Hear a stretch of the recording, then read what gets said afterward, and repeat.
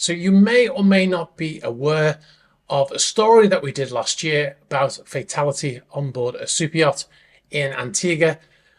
This was a very sad story of a fatality of a very popular engineer on board this yacht, Baton Rouge. Well, the Marine Accident Investigation Branch has now released their official report on the incident. How is often the case, a number of smaller failures have led to the worst possible outcome, in this case, a fatality. Now, on the 23rd of February 2024, the chief engineer was replacing a damper actuator, which was in a ventilation overpressure duct compartment when he was electrocuted. These dampers are used to feed air into certain areas on board the vessel, part of the AC system. This particular one was involved in providing air to the main generators. Now, when earlier that day, the vessel had had a blackout, and when they restored power to the vessel, this particular duct had not reset itself and remained closed. Now, these ducts are designed to close in the event of a power failure. This is for emergency situations like if there's a fire. The first thing we do is isolate the air that's being fed into these areas. The report says that the chief engineer had commenced work on replacing this actuator without isolating the electricity supply. The reason for this would most likely would be because if they were to isolate the power in this area, this is part of the system that feeds the main generators, so they would have had to shut down the main generators and work from emergency power. Now, part of the reason why they probably chose not to do this, like I said, rationalizing the risk, 230 volts. Some people think that that's not enough to electrocute you or to get a serious shock.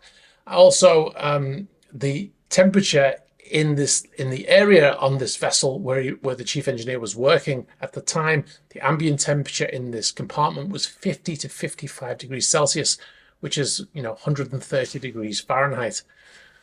Now, another failure was that a permit to work had not been completed for working in this area. Now, a permit to work is something that we do on yachts when we have to work in certain areas, like working aloft, working up on a mast, for instance. We'd have to fill out a permit to work, hot work, welding, working over the side of the vessel, for the crew, cleaning the hull and stuff, when they're putting on a harness, etc. An enclosed space is another area that we'd have to fill out a permit to work. Now, what is a permit to work? It's a form, basically, and it has a checklist on there of things that we have to carry out before we're allowed to do that work. So, going up the mast, for instance, you have to put it on a harness, put on a hard helmet, have the right safety equipment, have a lookout, have somebody monitoring you. And in the instance of this particular event, they should have had this for an enclosed space. It should have been classed as an enclosed space for where the chief was working, but unfortunately the management company, Burgess, had not classed this area as an enclosed space, despite it being a very small area. It was less than 2 meters wide. It had a cover on it which was bolted down, which had to be removed. These are typically classed as enclosed spaces. They're also, when they're bolted down this way, usually before you even enter an area like that, you have to supply air to it for a period of time, because people have actually died from climbing into enclosed spaces that have been bolted down, because the air in that space has been depleted for various reasons, usually due to things like corrosion and things like this.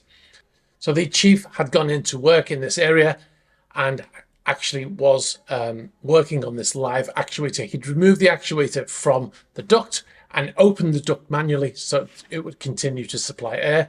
And he was working on this actuator, and he had the wires, the cover off the junction box when he was electrocuted.